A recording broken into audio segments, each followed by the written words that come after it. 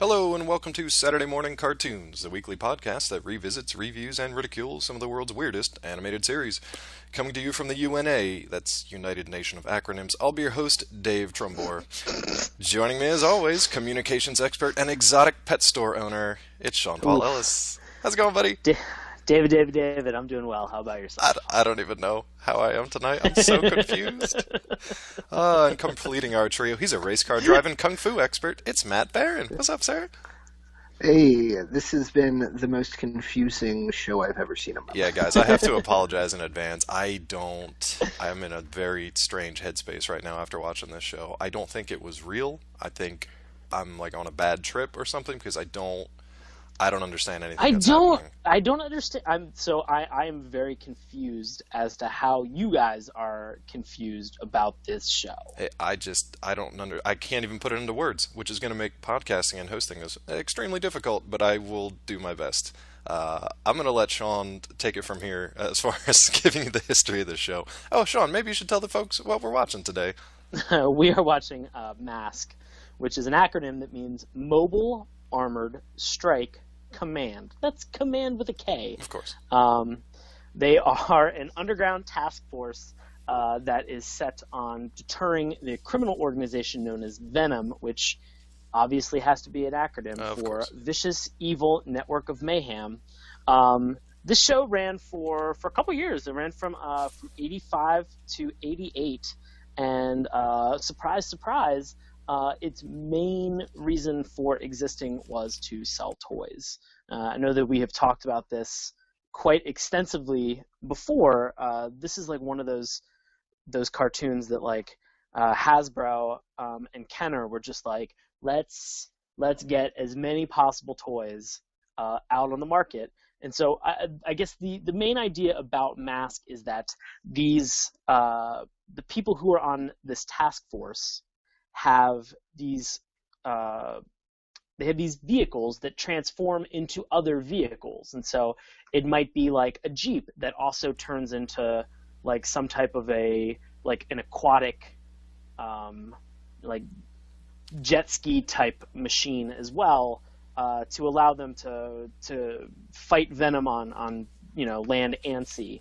A lot of their vehicles, transformed in terms of strategic placement of guns and missiles, and in addition to their transforming vehicles, they also have these obviously masks that they wear over top of them, which allow them special powers as well. Yeah, I think that's a pretty good synopsis. We didn't want to do an official one today because I wanted to just get each of the guys, including my own, kind of very unique understanding of what the hell this show was about. Now, I think Sean watched this when he was a kid. I did. If I'm correct, Matt and I did not. A little before our time. That is very correct. That is 100% correct. So we came into this with, normally I do a fair amount of research for this show. We're actually on a fairly short week, so I didn't have my normal amount of time to do my research and figure out what the hell was going on. So this one lost me. I don't know if it just lost me because vehicles are turning into vehicles and masks are changing masks and people have 50 names, and I don't know. I'm going to let Matt give me his 2 cents of what he thinks this show is about. Maybe he can clear something up for me. To me, it was more G.I. Joe than Transformers. You have that all these people seem to be like ex-military people, and their masks were, I thought they allowed them to control the machines kind of in a telepathic way, but it turns out that was totally wrong.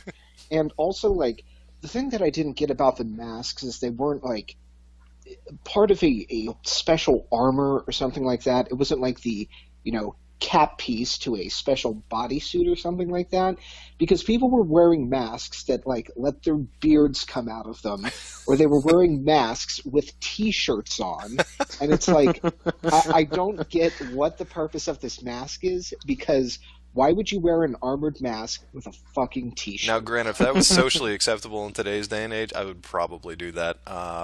Maybe not the best idea now to go walking around in an Well, it was certainly mask. acceptable in the 80s. Yeah, apparently, 1985. To me, it's the strangest combination of almost everything you can think of. This, I feel like the K in Mask stands for kitchen sink because they throw in Transformers stuff, weird mask powers, a lot of G.I. Joe Cobra type things, some other stuff that we've talked about on the show before, like Centurions kind of feel, because people are changing masks and changing vehicles and changing outfits, and they introduce about 15 characters in, the space of a minute, and I honestly, I just couldn't keep track of who anybody was, what was going on. I got the very basic good guys versus bad guys. That's about as far as I got in the show. I didn't know why they were doing what they were doing, one way or the other.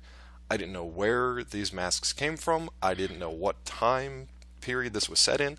I completely lost. Completely lost. I just kind of stared at the screen like with my mouth agape for the 20 minutes because I've just... And that's not to say that I didn't like the show. I'm just 100% confused.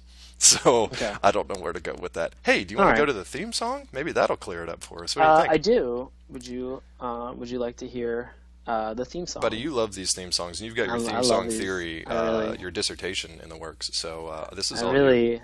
Yes. All you. So let me go through it. It says, masked crusaders fighting overtime, masked crusaders working overtime, fighting crime. Now I got to pause you right there because I have a different lyrics. I have working all the time. Are we going to go overtime? Because as Matt mentioned off camera or off screen, he wasn't aware that these superheroes worked at an hourly rate. So I don't know if they work all the time or if they get overtime like time and a half with special benefits. I don't know. I mean, I did not transcribe the song. I'm going with another transcription that I found online. Fair enough. So this from the top, yeah. So I mean, feel free to correct me if I'm wrong. No, dude, I have no idea. Secret raiders who will neutralize as soon as they arrive at the site. Tracker, he's going to lead the mission. And Spectrum's got such supervision. Mask. It's the mighty power that can save the day. Mask. No one knows what lies behind the masquerade. Did somebody check on Sean? Is he okay? Is he having like an episode? Does he have epilepsy from watching this freaking show? I'm losing my shit because Matt's packing up. Here, hold on. I gotta finish strong. Finish strong. Mask.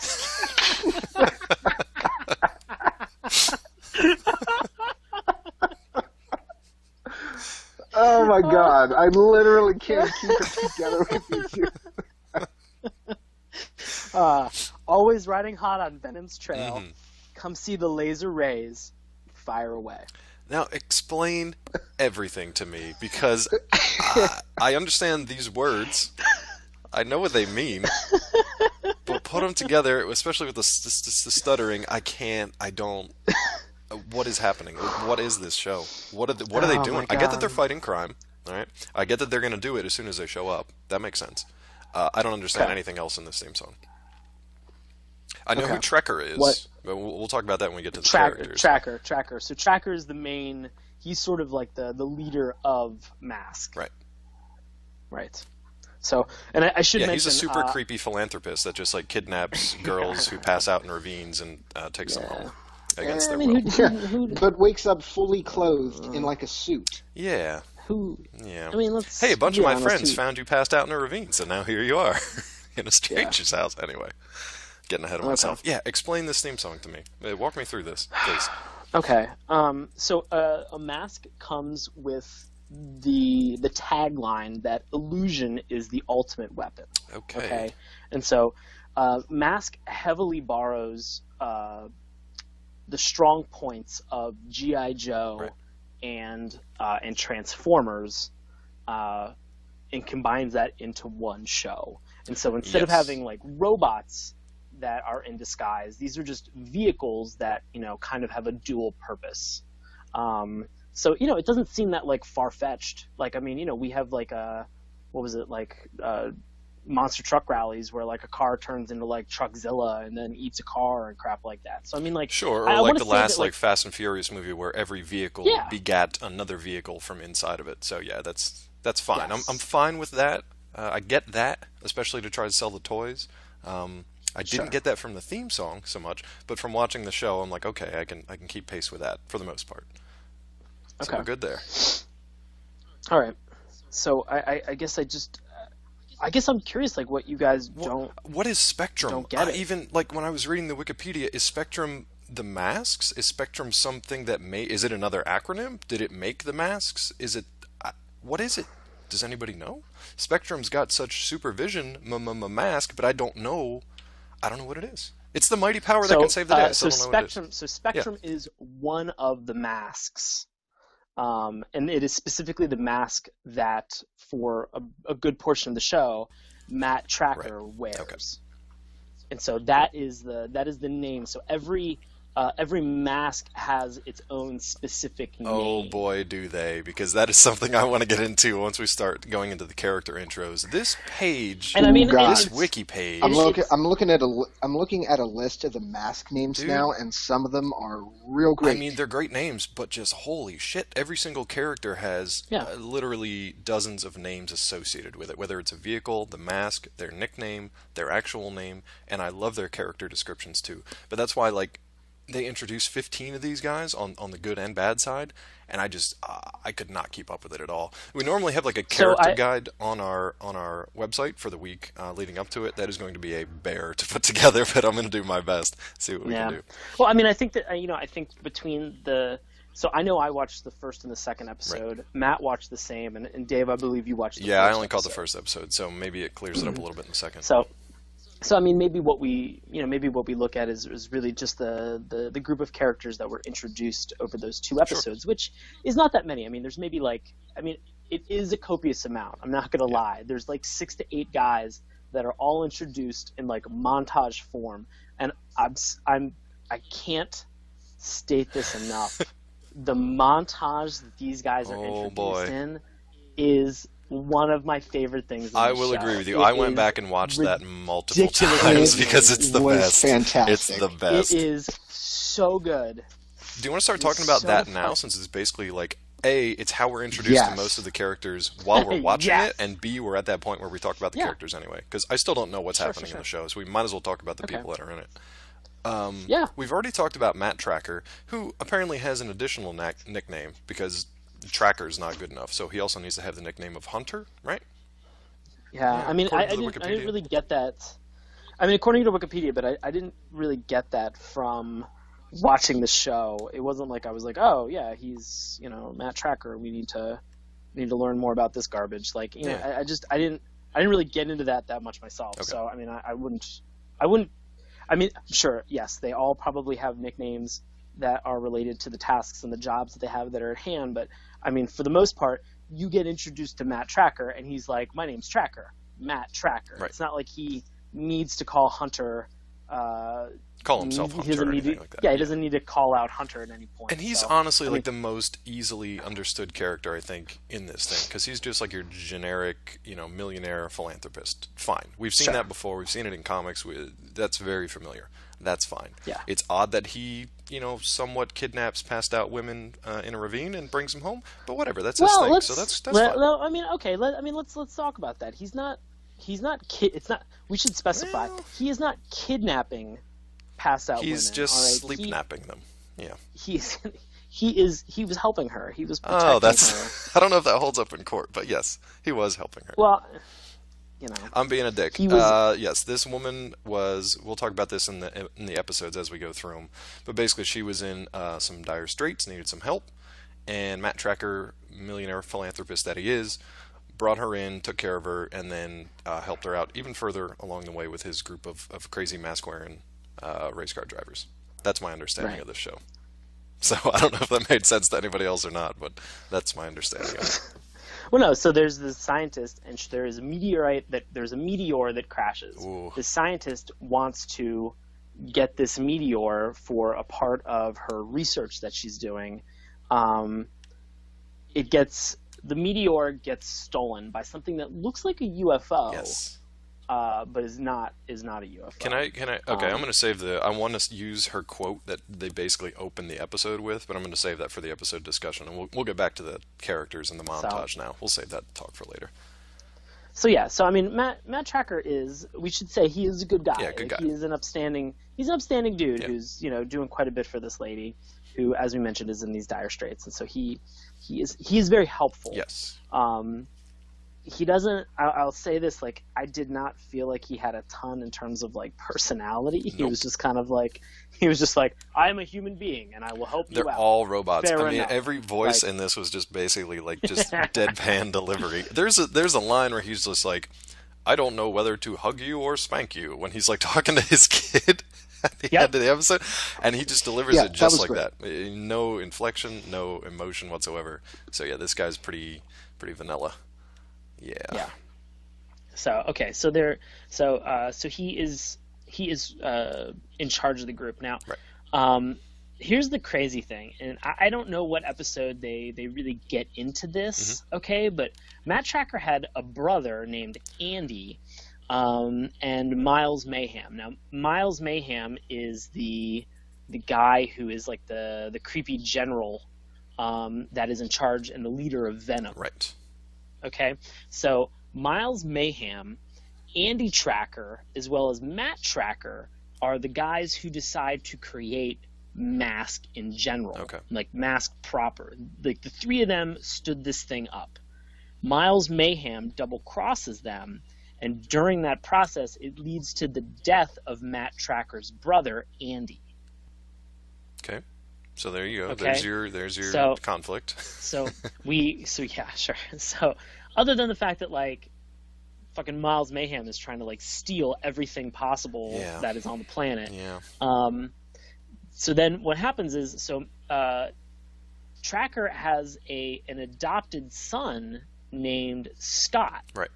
And Scott is the one that he makes the like, I don't know whether or not to hug you or to spank you comment to. So you kind of get introduced to Scott Tracker very early on, as well as also his robot companion boy. named T-Bob. This fucking thing. Who has a hot new album dropping this fall.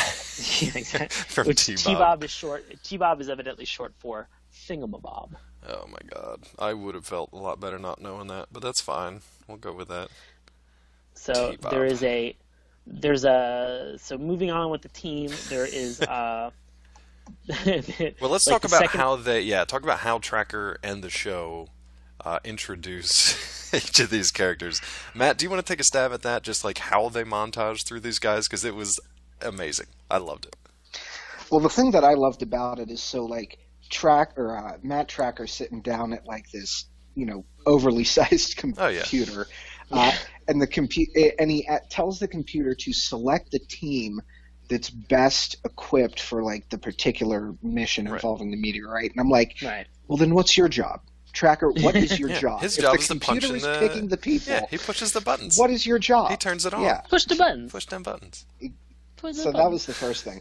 So, they just start going through, God, and I don't even know how many characters it was. All of I them. lost track It after. was all of I them. lost track after 5. There were like 8. So- there were literally 8 people Yeah. sitting around this like Knights of the Round Table thing, getting these masks shoved on their heads, and they So we introduced should mention- all So- 8. So I mean, Well, so now they- hang on. So, the computer like starts listing off people, and they start looking at their little watch, which they all have the same one, and a little mask shows up, so it's like the bat signal.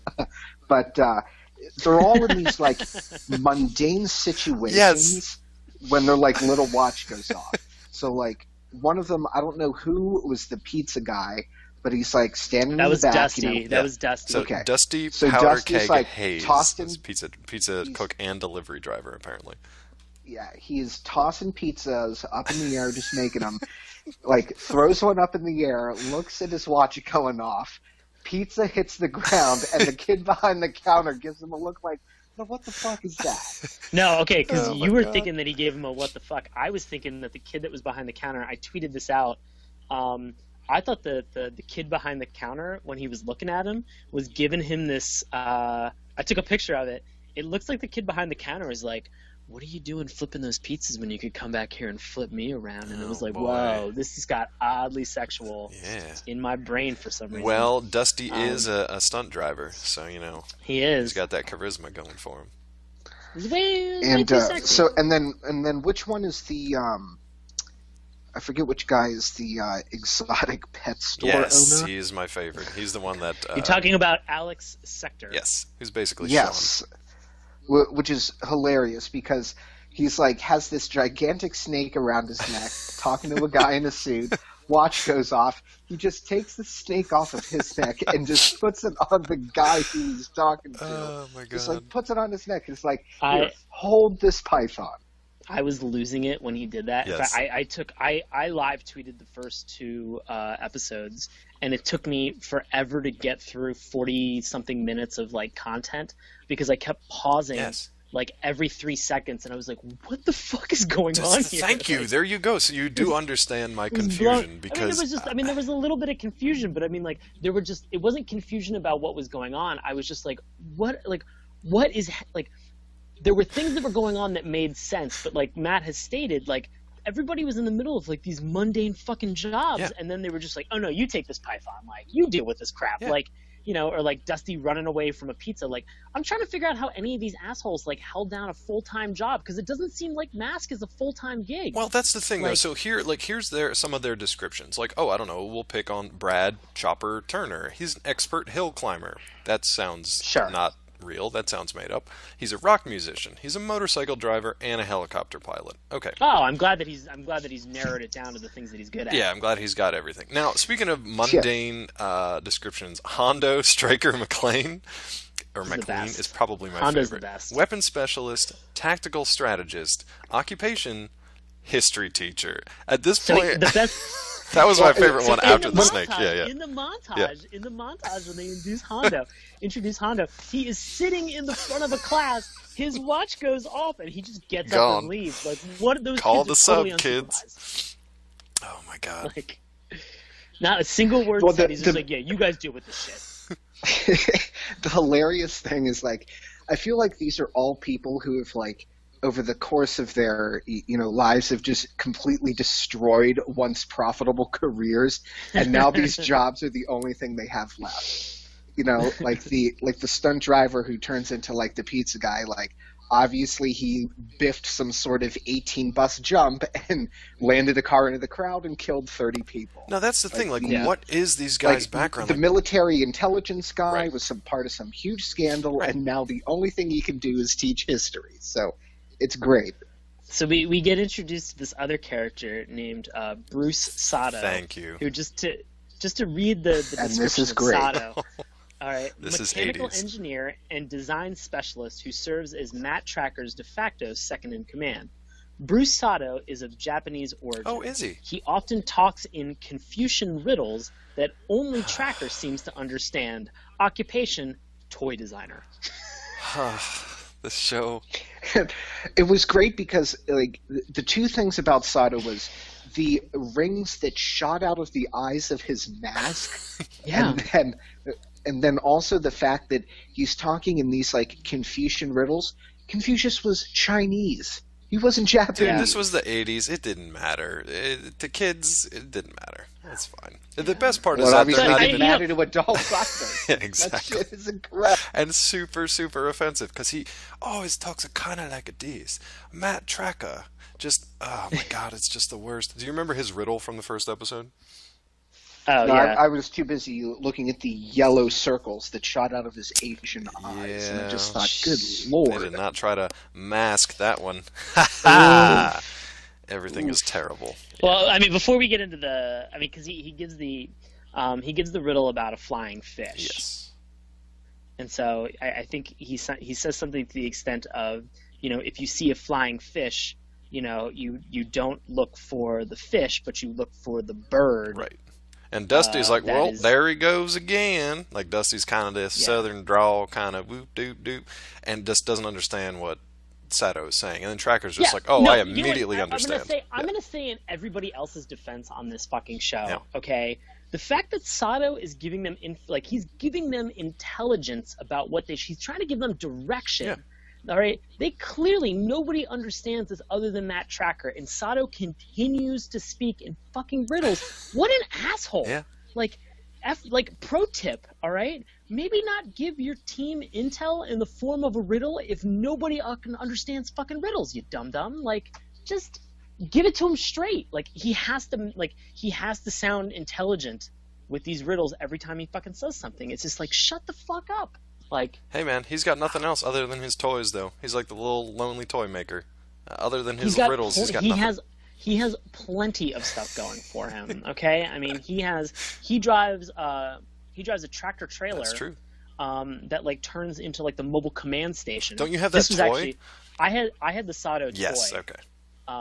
I had the toy of the semi that like the back of it comes like extended, and there was a missile launcher that was in there. Like I got so excited about the missile launcher portion of it. Like it actually worked when I was younger, and it was very cool. Nice. So I was super happy. Matt, did you have any of these toys? You said you didn't watch it, so because I didn't have any toys, I don't know what this was. I did not know what this was, and I can guarantee you I did not have a single one of the toys. Sean, I saw you tweeting about it, though. Did you have any other toys or talk to anybody else who had some that like just reminded you of them when you were a kid?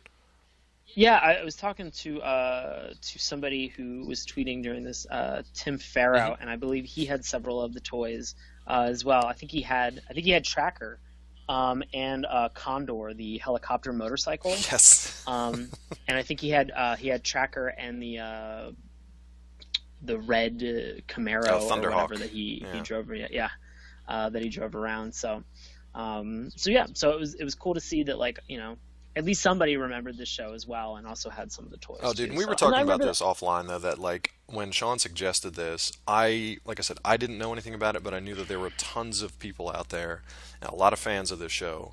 A lot of people had suggested this over the months and year or so that we were putting this idea together for the show. A lot of people had suggested it, so it's definitely one that I wanted to put on the list, and I'm glad Sean got to it, even if I don't fully understand it yet. Yeah. Yeah. I mean, you know, I think, you know, to the point of this show, you know, this went like 2 seasons, and I think there were 75 episodes, like total that were produced. Yeah, the weird thing was that, like, episodes. it only ran as a cartoon for the 2 years, but then they just kept making toys.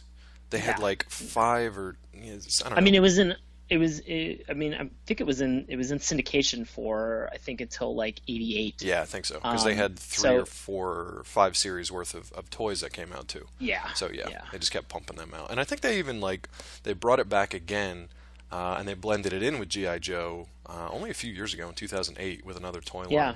So that was kind of interesting. They kept like the Tracker character and brought him into, which, like Matt said, it was basically just G.I. Joe and Cobra anyway, so it wasn't much of a stretch. Yeah.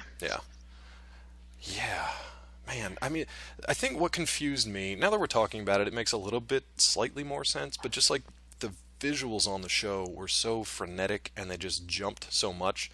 There was one scene a few minutes from the end where, I don't even remember who it was, but somebody shows up on a beach and they like transform their vehicle into a seagoing vessel, and they just skip out into the water and just go on their vessel out there.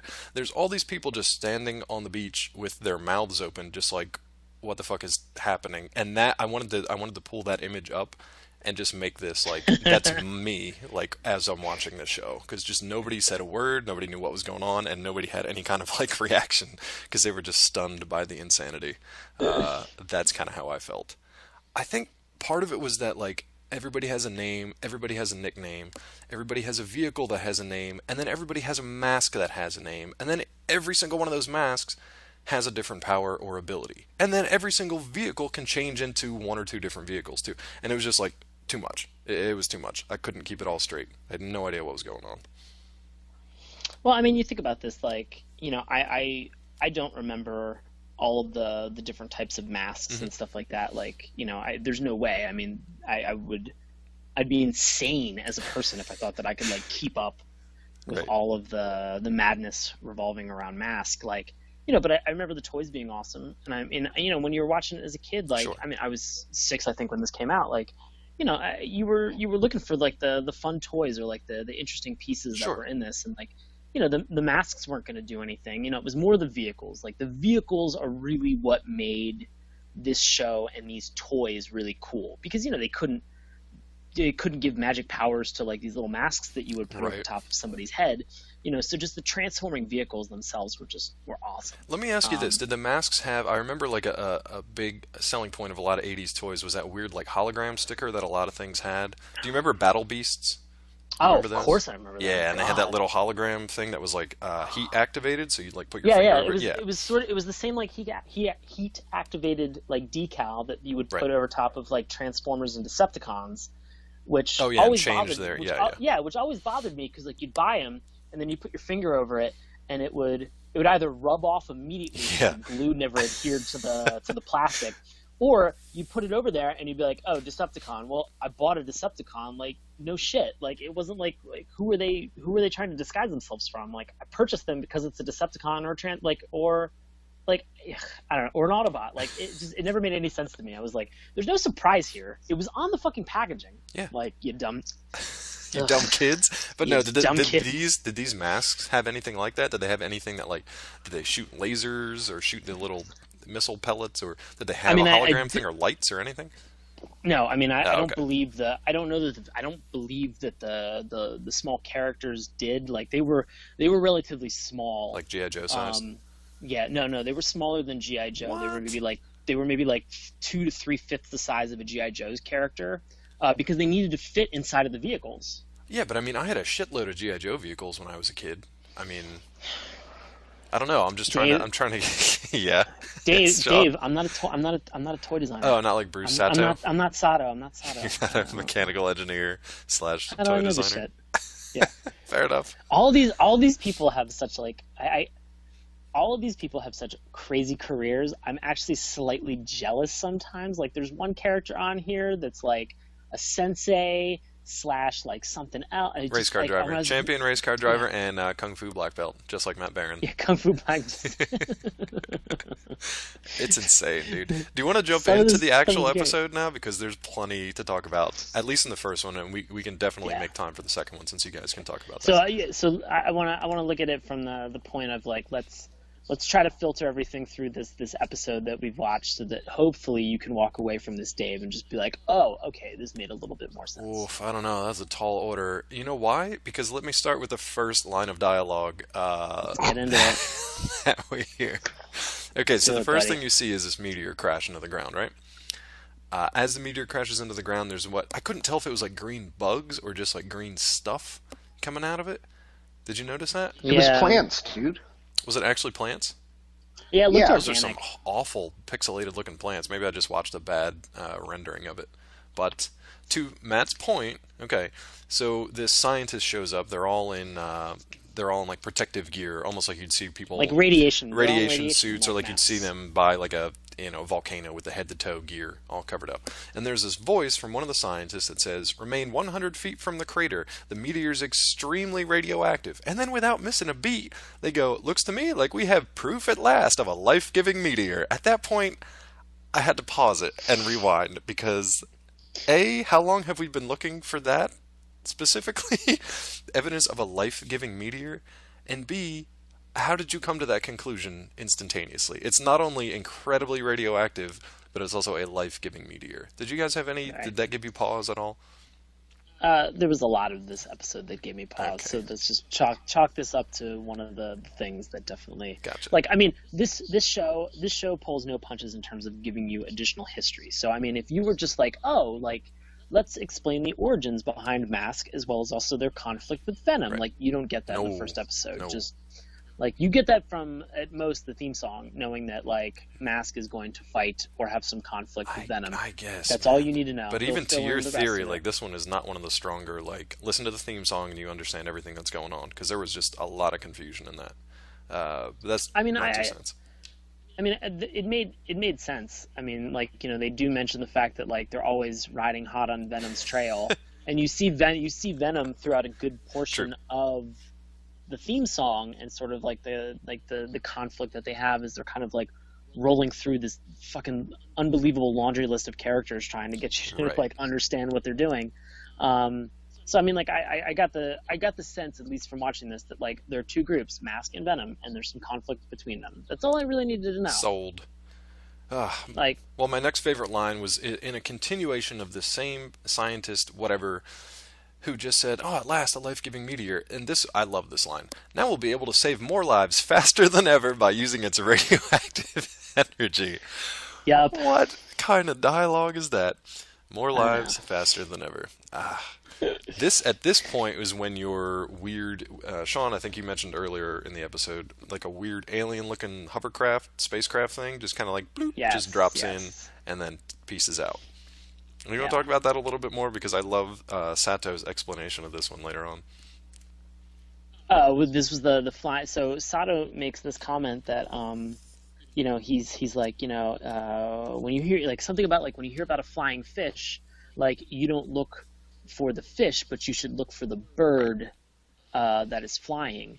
And I guess the idea behind this is that like, I mean, we do have a fish that is called a flying fish. And it does have the ability to be able to jump out of the water for like several feet and kind of give the impression of Mhm. flying. But I think the idea behind the riddle that he's posing is that like most fish will fly because a bird has snatched them up and taken them away. And so why not give more consideration towards the thing that was flying away, since there's probably a good chance that it's not extraterrestrial in nature and it's probably something that is hidden like within that. And so I don't know. Here's the thing. I just tried to explain that and I confused the shit I out of myself. figured you did. I had I am totally. Oh my god, my brain just exploded. confusion riddles. Holy shit. Here's okay. So two things that I got from that. One, they basically said Ugh. Tracker instantly he's like, oh, I know what he's saying. He's basically saying that Venom disguised one of their helicopters and used it to fly this thing away. I'm like, well, first of all, if you put a helicopter completely encased in a shell, that shit ain't flying anywhere. So let's get that out of the way. It was a drone, man. Drone man. Hmm. Either way, terrible. Second, what's her face, dipshit doctor that doesn't do anything for the rest of the show, Professor Stevens. She saw one of the dudes come running at her right after the meteor was taken away, and then a Right. shitload of the Venom mask wearing guys started chasing her down this ravine. Did she not Yes. figure out that maybe Venom's behind it at this point? Did they need a Confucian riddle to be like, I mean, it's probably I these don't know guys? why there needed to be a confusion riddle. Confusion is right. Yeah, definitely confusion. Mhm. I didn't know why they needed to try to pose everything in terms of a riddle, because you're right. Like, she should have been like, these people were trying to get me, and they had masks on their head, Yeah. and she should have been like, oh, okay. Like, I feel like Tracker should have kind of picked up on You'd that. think. Like, shame on him for running an intelligence organization, but also being sometimes the dumbest person ever. No, he just picked up this chick, brought her back around, and then just assembled his team via computer. There was like 2 seconds where like, did anybody else get like a weird misery vibe from like her Yes. waking up and she's just like, Yes. oh my god, where am I? And I just wanted like Kathy Bates just to be like, oh no, you're fine. Dude, that's what I'm Don't worry saying about because it." like she wakes Yeah, I up was and like, and he's just like, "Oh, hi, Professor Stevens. Some of my friends found you unconscious in a ravine." And I'm just like, "Holy shit! What is about to happen? Who is this well-dressed gentleman?" Yeah. Yes. So that was a bit strange. She seems fine with it because as soon as he says like, "Oh, hey, I'm Matt Tracker," she's like, "Oh, I've totally heard of you. Here's all the evidence I have about this thing that's Oh my going to God. be the pinnacle of my career." Yeah. As soon as she heard the name Matt Tracker, Mm. she was like, I mean, I feel like we should have just turned it off. Like, they were just gonna go Yeah. to town on one another. Mhm. I mean, it was like 2 seconds where she was like, "Oh my God, Matt Tracker, cops!" Like, it got sexy. It did. It got real sexy right away. With Matt Tracker the robot. Yeah. But I mean, like, hey, like, he is a very clean cut, ruggishly handsome gentleman. Well, look, dude, they do actually cut away from the two of them.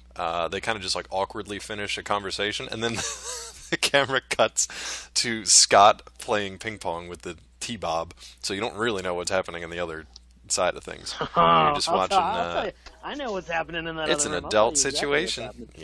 Yeah. Ooh. Oh boy.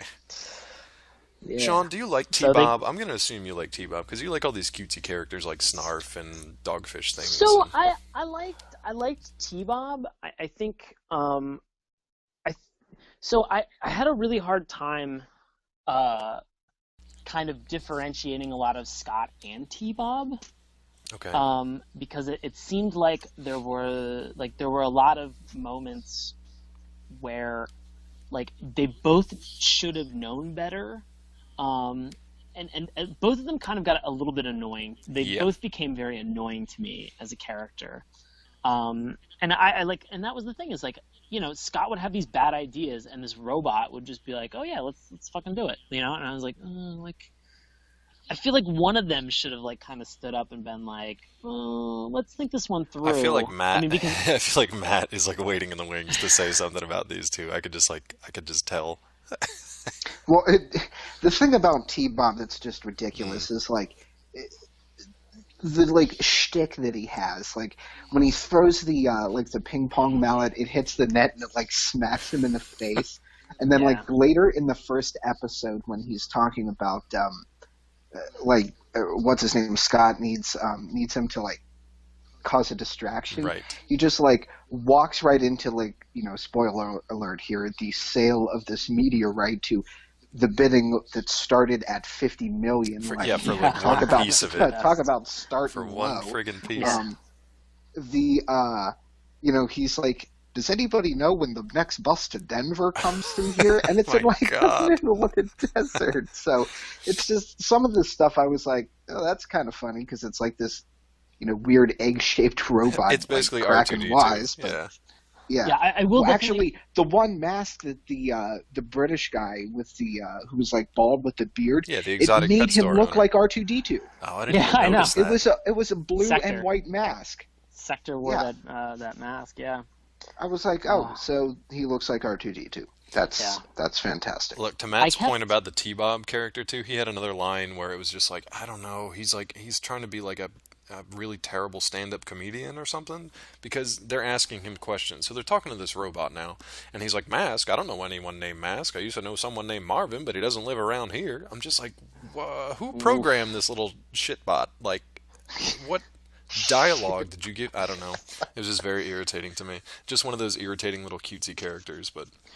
Yeah, like at what point, like, is there a trope that is like, it's called like annoying young boy and his robot sidekick? I mean, it's in all 80s tunes, yeah. I mean, I feel like this cartoon defined it. I mean, it just, walking away from it, I was like, oh my, because I know so I tweeted about this earlier, but I mean, like, I really feel that this was true. It seemed like in the 2 episodes that I watched that there were seriously times that Scott and T-Bob should have died. Yeah. And I was like, this would have been Absolutely. a way different show if these 2 assholes had died. Like in the first episode when like Scott gets thrown out of the back of a car that's going easily like 80 miles an hour. Exactly. Yep. I was like, they would have been hosing that kid off of the ground. Totally fine. Yeah, he's basically riding in the back of like a pickup truck and just gets whipped out. Like Matt said, 100 miles an hour. The worst part was, though, that he almost got killed by Venom about, 3 or 4 different times? And people kept saving his ass. In the second episode, it's not any better. Oh, really? In the second episode, it's not any better. Like, he is always coming under fire. He is always put in the limelight. Like, Mask is continually trying to, like, abduct and, like, kidnap him. It's just like, what the... I mean, in my brain, there was this moment where, like, they are burying Scott and they're burying T-Bob, like, you know, in these like small coffins outside of like Mask, like it's outside of like Matt Tracker's home, right? And like it's Matt Tracker just inside with like a glass of Jack Daniels, and he's like, first I lose my brother, then I lose my adopted kid and his annoying ass robot. He's like, man, Venom is gonna fucking pay, and then he just like shatters the glass of scotch in his hand, and he's just like Leonardo DiCaprio and Django Unchained with like all the shards in his hand, but he doesn't fucking stop. Like he gets into like that little like shuttle downstairs, like in his basement. He's just like Mask headquarters, and like just runs just down Batman's there, just puts the first mask on, and just like, I don't want to say that he like pummels Mayhem, because I think that would be too kind. But I think that, like, you know, the next 74 episodes are just of him just committing heinous acts of torture to Miles Mayhem and the rest of Venom. I like where you're going with this. And just losing his mind. Yeah, I like where you're going with it. I like where your head's at. That would require Matt Tracker to have an ounce of personality and emotion, though. Well, I mean, here's the thing. So, well, I don't think pause. that's going to happen. Pause. Yeah. Like, do you think that, like, I mean,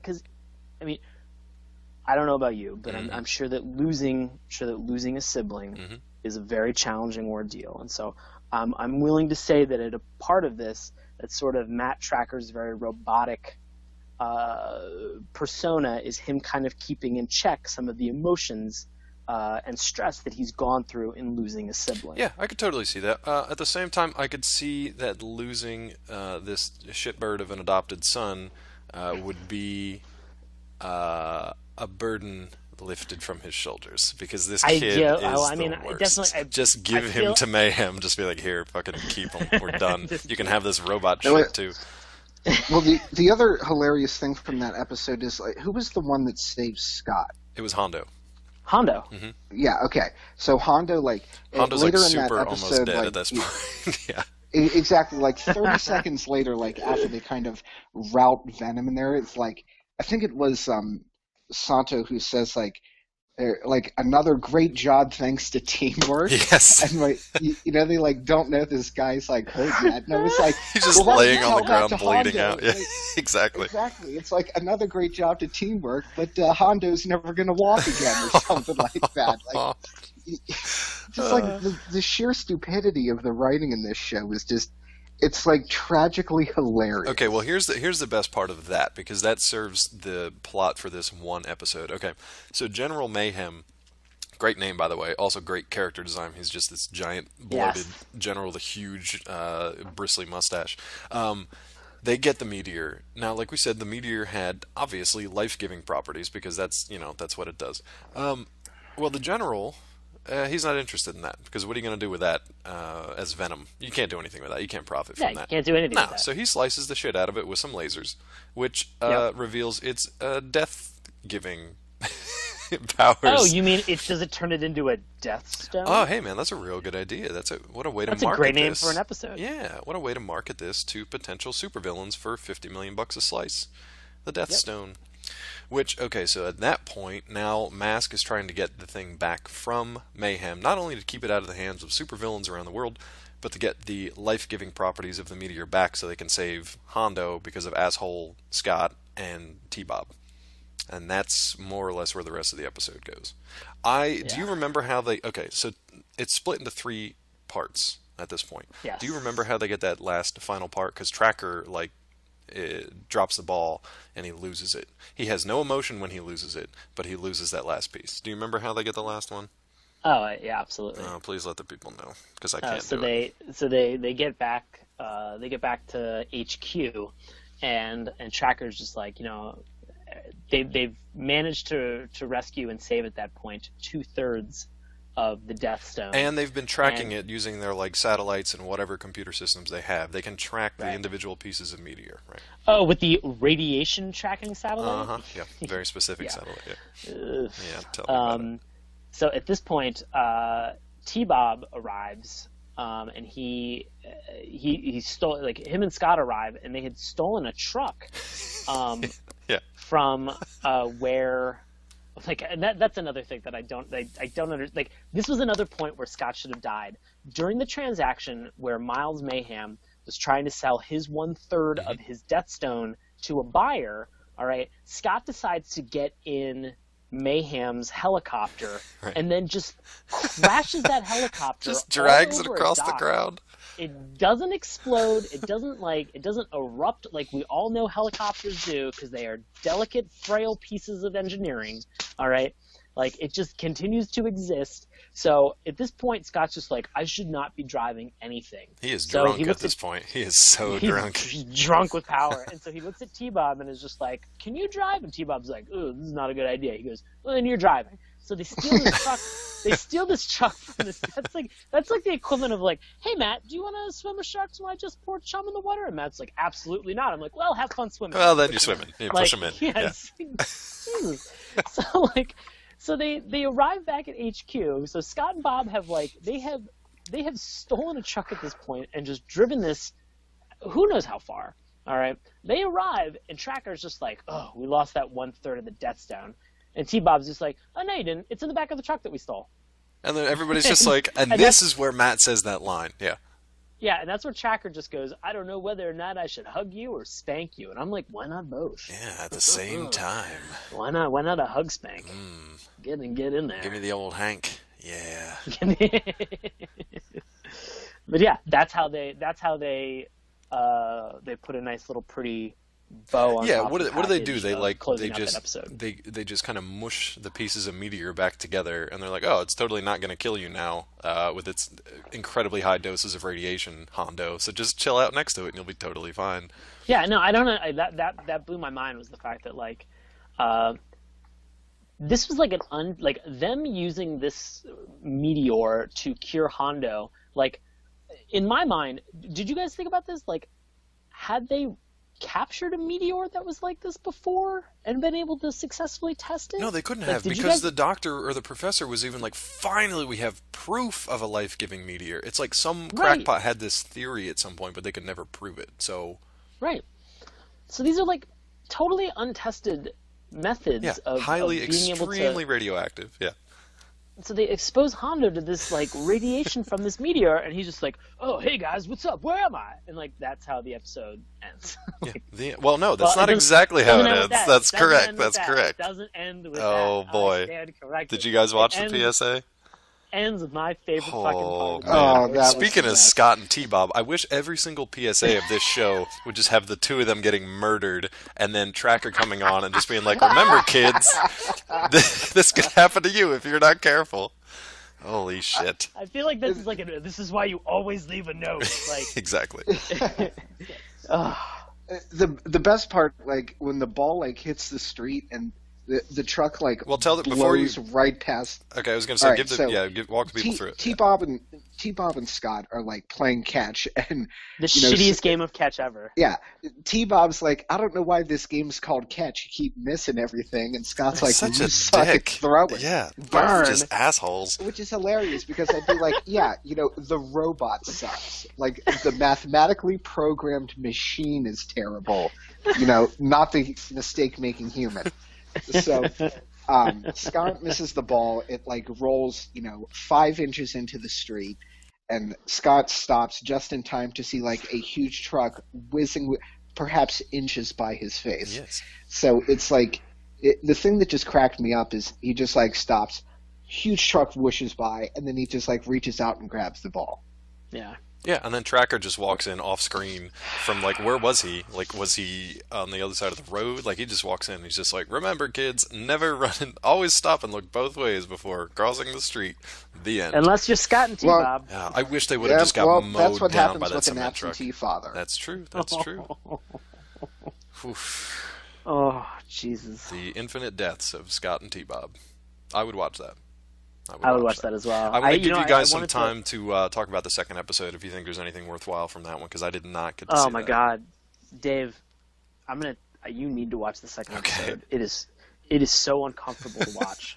Matt, do you agree with that assessment? Oh my god, I have never seen like just so many racially insensitive Really? things in my life. Holy Like- shit, dude. Like, I mean, so first of all, the Native Americans Oh, who no. like, the old guy who's Oh, like, no. it starts with an old guy driving across the desert. I think his looks name was to- his name was like Chief Slow Bear or something Oh, like that. no. It was Yeah. terrible. Ugh.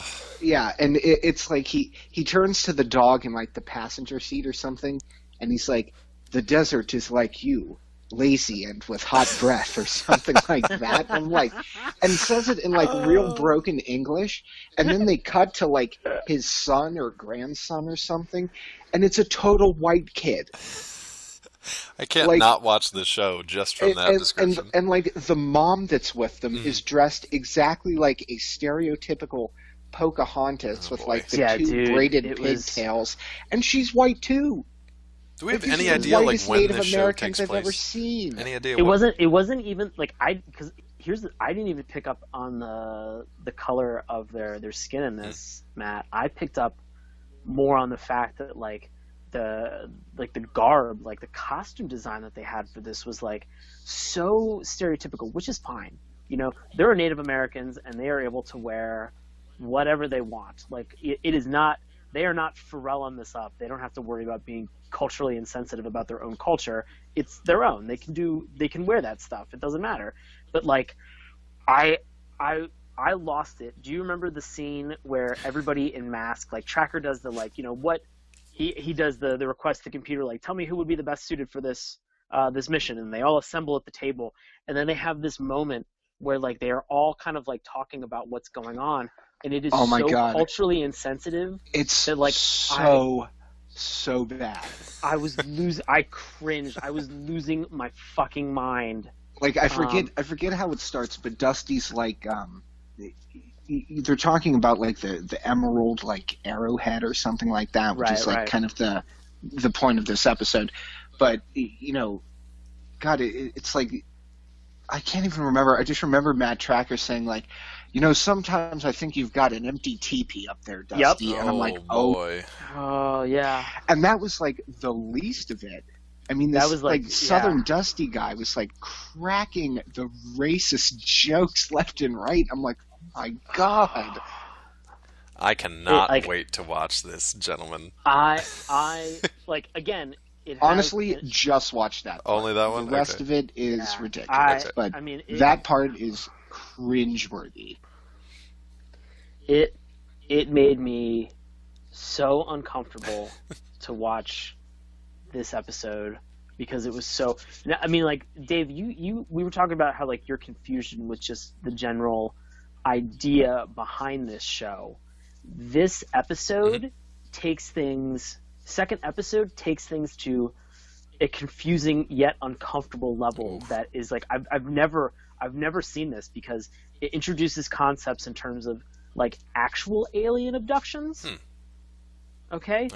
It talks about like cultural insensitivity that everybody seems to be cool and on board with because they're making fun of Native Americans. Well, sure. And I was just like, I am not okay with this. Like, watching it, I was just like, I am very uncomfortable. And like I'm sitting on the couch watching this like last night, like 11 o'clock at night, and I am wiggling around on the couch like, oh God, like just shut up.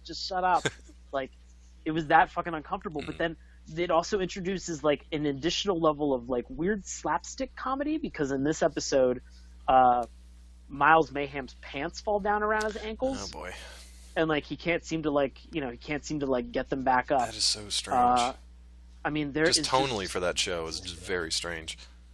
There is just so much weird, and there's a whole bunch of like confusion in terms of, I guess, identity, because originally this Native American person that you're introduced at the beginning, which I think it's Slow Bear, like he had an arrowhead that he had given to his son or grandson. Like Matt said, I'm not 100% sure what the relationship was, but he gives him this thing, and then Scott does something very nice for this kid, and the kid gives him the emerald half of an arrowhead as like a reward, and is just like, you can wear it like as a sign of friendship. You can wear it until the sun goes down.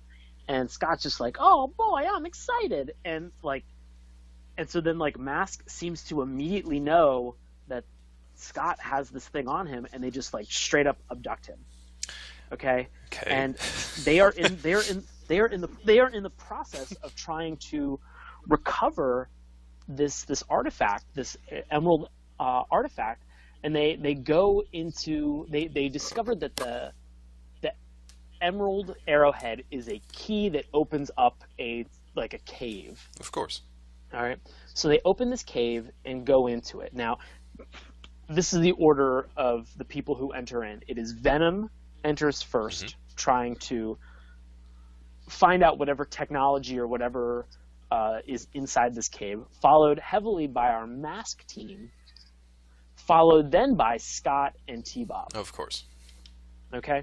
So at some point, as Venom is running through, first, Venom triggers a trap, like some type of a booby trap, which looks like these giant, these giant It's like cylinders. cement rollers. Yeah, basically. it's like cement, exactly. These cement rollers that fall from the ceiling, and Venom is just like, we're able to use like our mask, our masks that we have to deflect.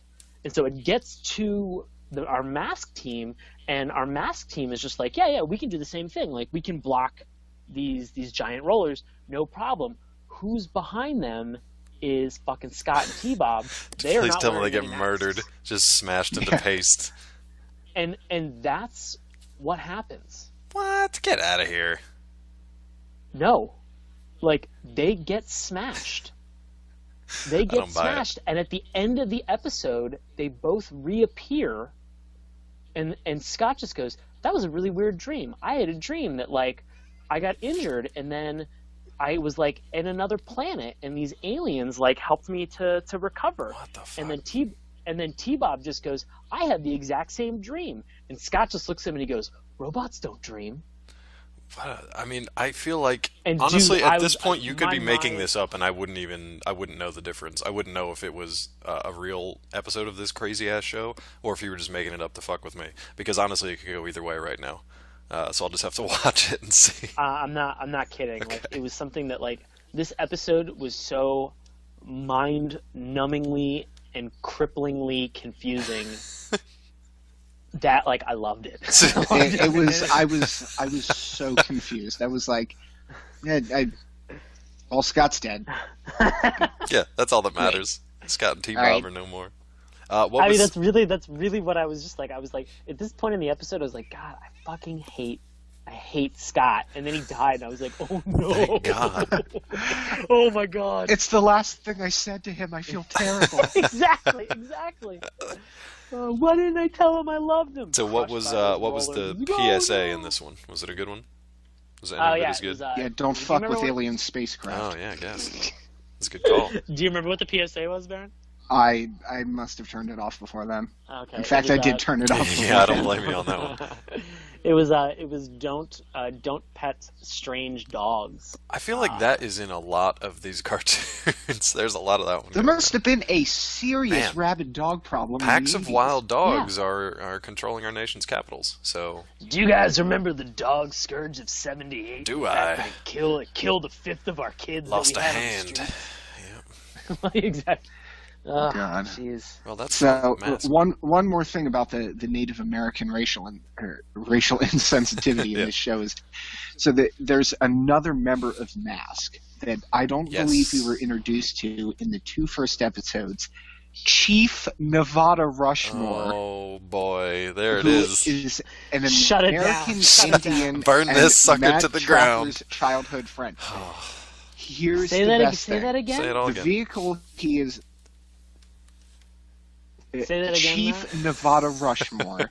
Fucking this What? fucking show. No, it's so ridiculous. Okay, and then his mask and So his listen, vehicle. Yeah. the vehicle is Goliath 2. Okay. His mask's name, Totem. Oh, Oh fuck. ouch. Yeah. Well, maybe him and Marshall Did you see- Bravestar did can you hook see up what- and fight crime together. Did you see what his mask, what Totem fires? Now, isn't it like explosive grenades or something like that? It fires grenades. That's pretty sweet, actually. I would take that mask. But you know what the grenades are shaped like? Small Tomahawks. totems. I thought you were gonna say like tomahawks or something. I'm not kidding. They're shaped like they're small totem grenades. Oh boy, Yeah. Oh, I need to watch this. I'm gonna watch it right now. Guys, well, I feel are like we gonna... I feel like then Yeah. should we ask if you? I mean, we've gotten to this point, Dave. Have we cleared up some of the No. misnomers and confusion behind Matt? No, not at all. Because I understand mean, like keeping what's that- going on, okay. but I don't. I still didn't get as I was watching the show. They just smash cut these things to bits. It's just Yeah. it's exhausting to watch. But I still kind of enjoyed it at the same time. Like Sean, you had Yeah. a great quote earlier about it was just cringeworthy and insane, and you loved it. And that's kind of how I feel. Like I can understand why people like this show, and it's just nuts in a way that I can't even describe. So I'm gonna ask, do you guys recommend this show to our listeners out there? Absolutely. Okay. Definitely. Okay. Well, I guess that'll be 3 for 3. I'm still kind of on the fence just because I haven't watched enough of it to understand what's going on and to learn some new racial jokes, I guess, would be fun. So I'm No, gonna. you don't really. You shouldn't. Don't give them credit. I'm gonna for try this. to. Don't No? give them any credit Okay. whatsoever. I All mean, right. these things are bad. Like this is not. Watching this, I was like, this is inappropriate. Chief And Nevada I'm- Rushmore. I'm a very inappropriate person, but I was like, this is inappropriate even for me. Nevada Rushmore. Like that line that Baron quoted about like Ooh. Dusty not like having an empty teepee. I almost just closed my iPad and I was like, nope, I'm done. Like this is enough for me. Like, ugh. Well, I for one am totally looking forward to it. It's gonna be a good time. I think that's it for this week. Did you guys have anything else on the this one? themes? I was gonna say, I think for the theme song, Yeah. the montages of how they Oh, assemble masked team members, Definitely. and the PSAs at the end, I think are worth it to watch this show. Like, they are so fucking good. That theme song, by the way, was composed by Ham. I'm terrible with his name. Saban and Levy, the guys who have done Power Rangers, obviously, but just a ton of compositions of theme songs over the years too. Yes. So that is why it is so catchy, so good, so 80s rock. Good times. That's great. Anything else from Mask before we close it up and move on to plugs and contact information? No, I think we're good. Thank you guys for indulging me on this. I'm glad that because I really don't remember very much from this show, so I was very happy to jump back into it. Yeah, and that's part of the fun of this too. Is we relive some of the shows that were favorites from our childhood, but we also get to check out stuff that people have recommended to us and stuff that we kind of remember, but would like to go back and watch again too. So that's half the fun of the show. I need to find a compilation of the PSAs, because I there has to be a drug PSA for this. Oh, there's got to be. If there's one about not petting dogs, there's got to be a drug one. It's got to be. There has to be. 75 episodes. I hope it is. I hope it's God. Bob, laying in an alley with a needle in his arm, or smoking a crack pipe or something. It's got to be just over the top. Dudes, I'm not joking. I just looked it up as we were talking. Oh, there is one that is about hitchhiking, and there is one about child molestation. Oh, good. Those two are linked. Oh my god. We're gonna have to put them on the site because that's too good to miss. That's a good opportunity right there. So Sean will forward them over to me. I will make them available to you. Speaking of Sean, well, I know that the holiday is coming up here. We got Thanksgiving coming around the corner. So do you have anything coming up over the next week or so? Or what are your holiday plans, if you want to share them with the folks? They can drop in on you and your pops on Thanksgiving. Yeah, I think on what week is this? I think if you are in DC and you are interested in short films and storytelling, that is going to be in the area on November 22nd. I'm going to be writing and working on a movie next weekend. November 22nd is when the movie will premiere. It's part of the Speakeasy Shorts Film Festival in DC, so you can check out more information, Speakeasy Shorts in DC, or you can look up the production company that I work with called Crowded Elevator. Very cool. We're going to have all that information up on our site right before the holiday. What else you got? And then I'll be doing a ton of shows then in December for Washington Improv Theater, right. And they now have a new fancy website, which is witdc.org. Yeah, so and it's pretty sweet too. I checked that out the other day when I was posting some links, and it looks pretty snazzy. So you guys should definitely check that out. Buddy. And then check out Sean too and his variety you of can productions. You can find my lovely face. Yeah. On that site. Check out his face. Check out my he face. probably won't be wearing a mask, but I'm not 100% sure about that. You never God, know. I want to now. Yeah, I kind of do too, Matt. Are you going to be wearing a mask, walking around in a t-shirt anytime soon? No. No? What else are you going to be doing over the next week? What are your holiday plans? Very little, other than I'm going to start writing some fan fiction. Oh, buddy, we're so excited about no. Please. Based on the cartoons that we are watching. Now, here's the thing. So if you're living in the world of these cartoons, I'm going to say feel free to be as racially insensitive and drug-induced as you want, because that's what these cartoons do. So I'm going to give you free reign to just go bananas. Let me tell you something. The Native American community is not going to appreciate what I have to say in my mask fan fiction. At least he's upfront about it, ladies and gentlemen. Oh, I feel like Matt Tracker and Slow Bear are going to be at a Chiefs, a Kansas City Chiefs game. Oh no! Or a Washington Redskins game, perhaps. Yeah, or they're betting on it on a reservation casino while watching the Redskins Kansas City Chiefs square off. Oh boy! Oh god! Matt just wrote half of the story in that last 10 seconds. So that's what you have to look end, forward to. And we're done. Oh boy! Guys, I think the point of today's episode has just been don't be an asshole and be tolerant of other cultures and people, and don't pet strange dogs. Don't pet strange dogs. Yeah, both points of good advice. You gotta pick those strange dogs up, and you gotta give them a loving home. Yeah, that's actually real nice. But don't pet them. No, pick them up. Don't pet them. Don't pick them up. Don't pet them. That's good. We're gonna make a T-shirt. Anybody want to make a T-shirt for us? Pick it up. Don't pet it. Oh man.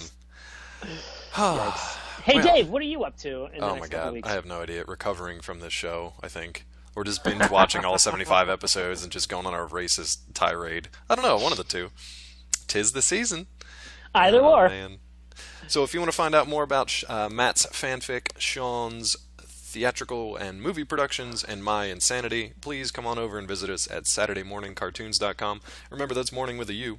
You can follow us on Twitter at MorningToons. You can check out some craziness over on our Tumblr page, SaturdayMorningCartoons.tumblr.com.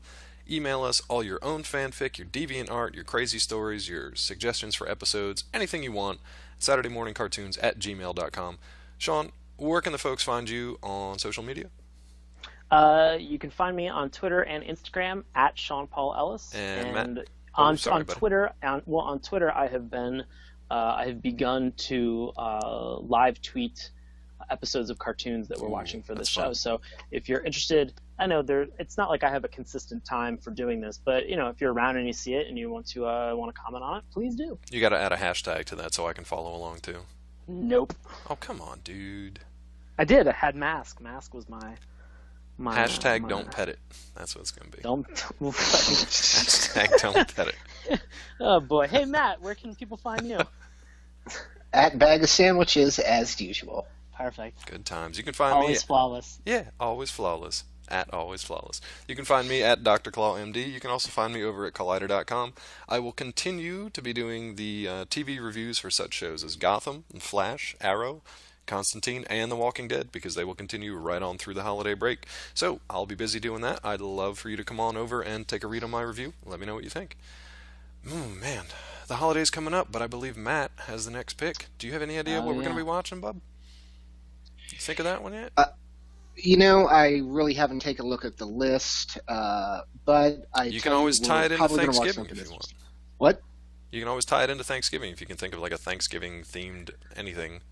Or we can shy away from holiday-themed episodes altogether. I was going to say, other than like a Schoolhouse Rock short, I don't think there are any Thanksgiving-themed maybe we'll find one. We'll do a fun one. We could watch more of Liberty Kids and see if it God. got any better. I'm sure. Isn't there a Peanuts? I was thinking there was a Thanksgiving? Peanuts thing, but I don't know. I mean, there's Isn't a Great it, Pumpkin. Yeah, I was going to say, you're not thinking of the Great Pumpkin? Wasn't there like a stop-motion maybe. animated Thanksgiving thing? I don't know. We'll do a little research, see if we can find a special holiday theme episode. But anyway, we're going to let Matt do his pick. Did you have one, or are you still waiting on one?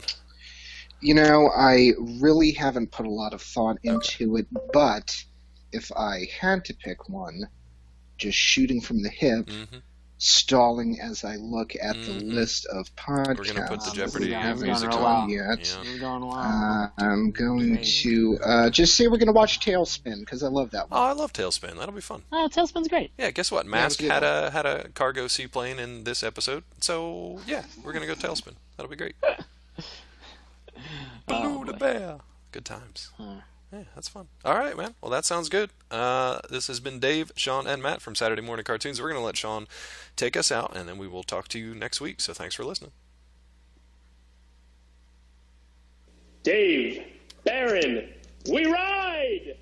That maybe not the best idea now to go walking around in a Well, it armored was certainly vest. acceptable in the 80s. Yeah, apparently 1985. I mean, to me, it's the strangest combination of almost everything you can think of. This, I feel like the K in Mask stands for kitchen sink, because they throw in Transformers stuff, weird mask powers, a lot of G.I. Joe Cobra type things, some other stuff that we've talked about on the show before, like Centurions kind of feel, because people are changing masks and changing vehicles and changing outfits, and they introduce about 15 characters in the space of a minute, and I honestly just couldn't keep track of who anybody was, what was going on. I got the very basic good guys versus bad guys. That's about as far as I got in the show. I didn't know why they were doing what they were doing, one way or the other. I didn't know where these masks came from. I didn't know what time period this was set in. I completely lost. I just kind of stared at the screen like with my mouth agape for the 20 minutes, because and that's not to say that I didn't like the show. I'm just 100% confused. So Okay. I don't know where to go with that. Hey, do you want All to go right. to the theme song? Maybe that'll clear it up for us. What do you think? I do. Would you like to hear the theme song? Buddy, you love these theme songs, and you've got your I theme love song these. theory, I really- your dissertation in the works. So this is I all you. really, yes. All you. So let me go through. It says, Masked Crusaders fighting overtime, or I'm sorry, masked crusaders working overtime, fighting crime, fighting crime. Now I got to pause you right there because I have Sure. different lyrics. I have working all the time. Are we going to go Really? overtime? Because as Matt mentioned have- off camera or off screen, he wasn't aware that these superheroes worked at an hourly rate. So I don't know if they work all the time or if they get overtime like time and a half with special benefits. I don't know. I mean, I did not transcribe the song. I'm going with another transcription that I Okay. found online. Fair enough. So this From the has top, yeah. So I mean, feel free to correct me if I'm wrong. No, with dude, this. I have no idea. Secret raiders who will neutralize as soon as they arrive at the site. Tracker, he's going to lead the mission, and Spectrum's got such supervision. Mask have these. They have these vehicles that transform into other vehicles, and so it might be like a Jeep that also turns into like some type of an aquatic, like jet ski type machine as well, to allow them to fight Venom on land and sea.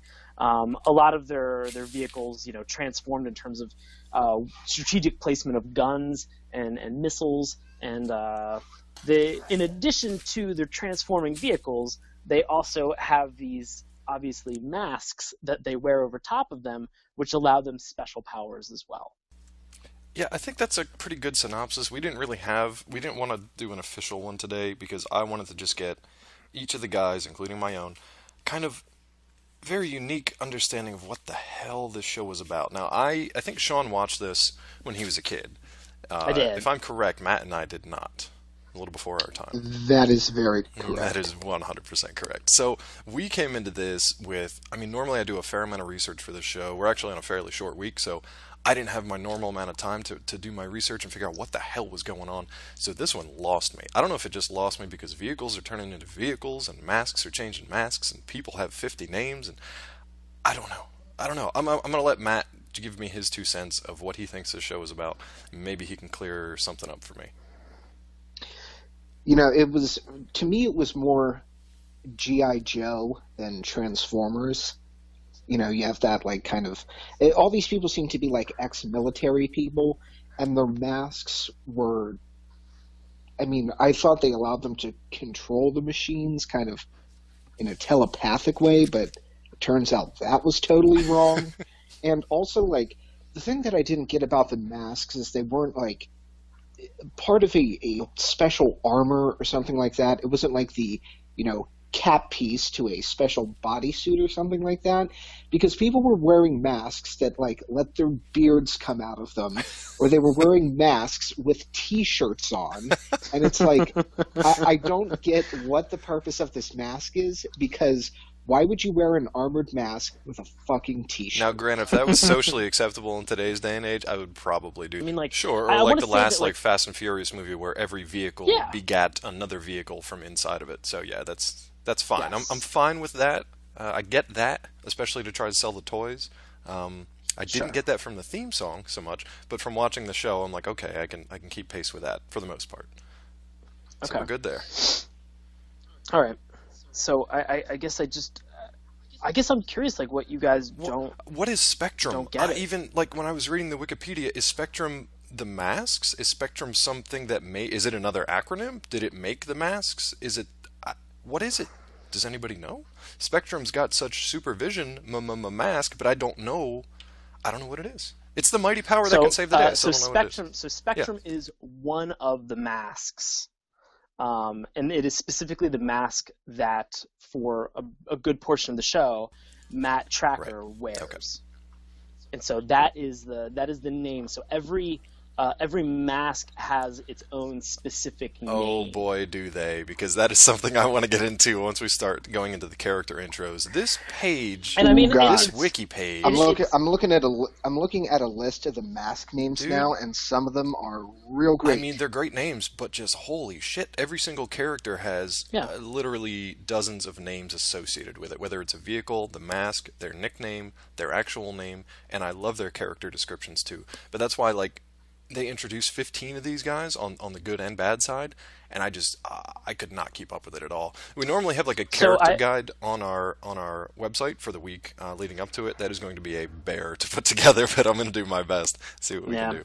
Well, I mean, I think that I think between the. So I know I watched the first and the second episode. Right. Matt watched the same, and Dave, I believe you watched the first I only episode. caught the first episode, so maybe it clears it up a little bit in the second. So I mean, maybe what we look at is really just the group of characters that were introduced over those 2 episodes, which is not that many. I mean, there's maybe it is a copious amount. I'm not going to lie. There's like 6 to 8 guys that are all introduced in like montage form, and I can't state this enough. The montage that these guys are introduced in is one of my favorite things. I will agree with you. I went back and watched that multiple times because it's the best. Fantastic. It's the mighty power that can save the day. Mask. No one knows what lies behind the masquerade. Did somebody check on Sean? Is he okay? Is he having like an episode? Does he have epilepsy from watching this freaking show? I'm losing my shit because Matt's packing up. Here, hold on. I gotta finish strong. Finish strong. Mask.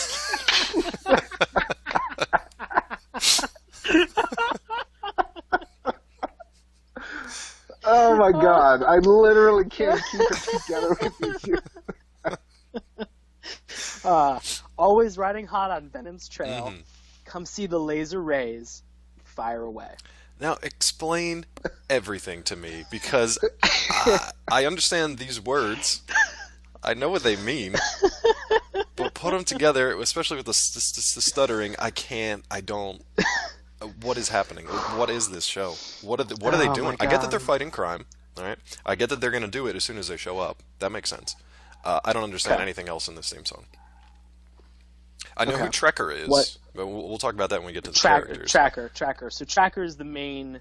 He's sort of like the leader of Mask. Right. So, and I should mention, he's a super creepy philanthropist that just like kidnaps girls who pass out in ravines and takes them home against their will. But wakes up fully clothed in like a suit. Yeah. Yeah. I mean, a bunch of my friends found you passed out in a ravine, so now here you are in a stranger's house. Anyway, getting ahead of myself. Yeah, explain this theme song to me. Walk me through this, please. Okay. So a Mask comes with the tagline that illusion is the ultimate weapon. Okay. And so Mask heavily borrows the strong points of G.I. Joe and Transformers, and combines that into one show. And so instead of having like robots that are in disguise, these are just vehicles that kind of have a dual purpose. So it doesn't seem that like far-fetched. Like, I mean, we have like monster truck rallies where like a car turns into like Truckzilla and then eats a car and crap like that. So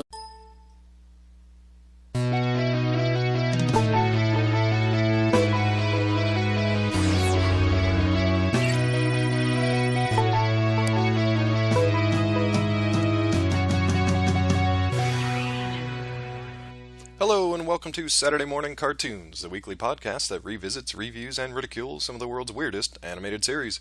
Coming to you from the UNA, that's United Nation of Acronyms, I'll be your host, Dave Trumbore. Joining me as always, communications expert and exotic pet store owner, it's Sean Paul Ellis. How's it going, buddy? David, I'm doing well. How about yourself? I don't even know how I am tonight. I'm so confused. And completing our trio, he's a race car driving kung fu expert. It's Matt Barron. What's up, sir? Hey, this has been the most confusing show I've ever seen in my life. Yeah, guys, I have to apologize in advance. I'm in a very strange headspace right now after watching this show. I don't think it was real. I think I'm like on a bad trip or something because I don't understand anything.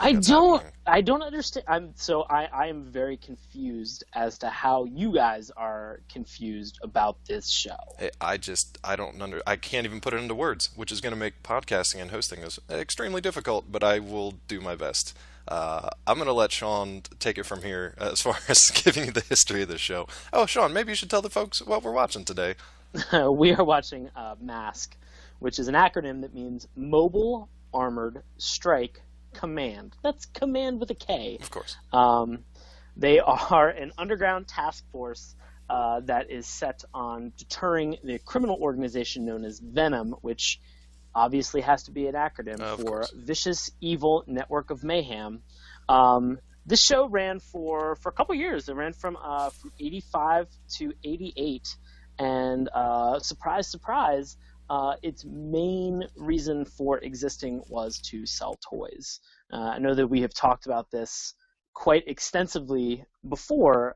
This is like one of those cartoons that like Hasbro and Kenner were just like, let's get as many possible toys out on the market. And so I guess the main idea about Mask is that these the people who are on this task force